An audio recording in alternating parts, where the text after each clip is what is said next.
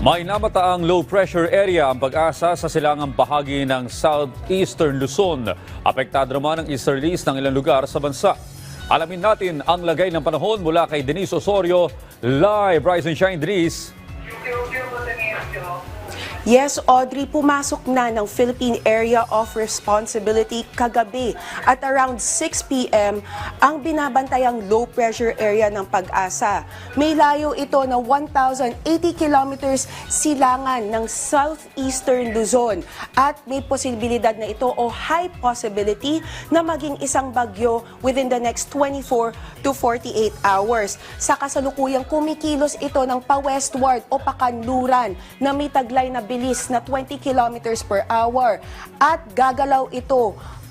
Babaybayin nito ang East Coast patungo sa Northern Luzon. Inaasahan na magla-landfall ang posibilidad na maging bagyong ito. Inaasahan na magla-landfall ito by Friday afternoon or Friday evening. At ang pinakamataas na posibilidad na kategorya nito ay severe tropical storm. Pero Audrey, that is in the worst case scenario lang at ang possible na maging category nito is tropical storm.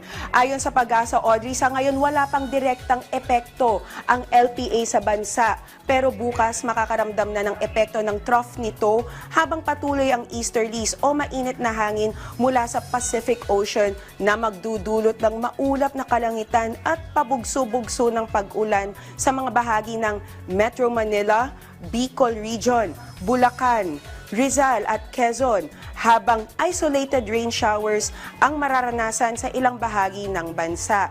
Audrey, once na maging ganap na bagyo na ito, magiging pangalan nito ay Bagyong Paulo. Pero paalala ng Pag-asa sa ating mga kababayan, patuloy ang pagtutok sa ating mga update dahil posible pa itong magbago.